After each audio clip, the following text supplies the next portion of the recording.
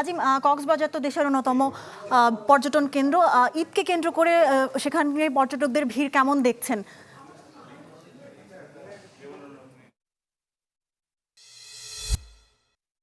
পর্যটন গন্তব্য কিন্তু কক্সবাজার, যেটি আমরা সারা বছর জুড়ে দেখে থাকি। তবে ঈদকে কেন্দ্র করে মানুষের যে উচ্ছ্বাস উদ্দীপনা দেখি সারা দেশের মানুষের, সেটি কিন্তু কক্সবাজারে আমরা দেখতে পাই। আজকেও দেখতে পাচ্ছেন যে মানুষের উপস্থিতি দেখে স্বাভাবিক টেরই পাচ্ছেন যে বিপুল সংখ্যক পর্যটক কিন্তু ইতিমধ্যে কক্সবাজার সমুদ্র সৈকতে উপস্থিত হয়েছেন।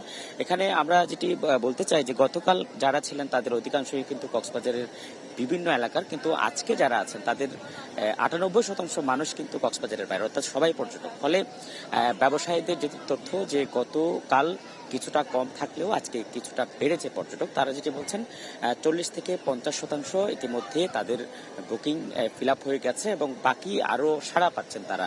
তবে সন্ধ্যার দিকে সেটি আরো বাড়তে পারে। এখন বিকেল 4টা পার হয়ে গেছে, এর মধ্যে আমরা দেখতে পাচ্ছি যে সমুদ্র সৈকতের লাবণী থেকে শুরু করে কলাতলী পর্যন্ত প্রায় 3 কিলোমিটারের বেশি সৈকত জুড়ে মানুষের ব্যাপক উৎসাহ উদ্দীপনা আমরা দেখতে পাচ্ছি। তারা তাদের যে ছুটির দিনের যে গুরুত্বপূর্ণ মুহূর্তগুলো, সেই মুহূর্তগুলো কিন্তু পরিবার পরিজনকে নিয়ে কক্সবাজার সমুদ্র সৈকতে এসে কাটাচ্ছেন এবং তারা তাদের যে সময়গুলো সেটি শুধু সমুদ্র সৈকত নয়, এর বাইরে মেরিন ড্রাইভ সহ কক্সবাজারে আরো বেশ কিছু নান্দনিক পর্যটন স্পট রয়েছে, সেখানেও তারা যাচ্ছেন, সেখানেও সময় কাটাচ্ছেন। সব মিলিয়ে এখন বলা চলে যে কক্সবাজারটা বেশ প্রাণচাঞ্চল হয়ে উঠেছে পর্যটকের উপস্থিতিতে।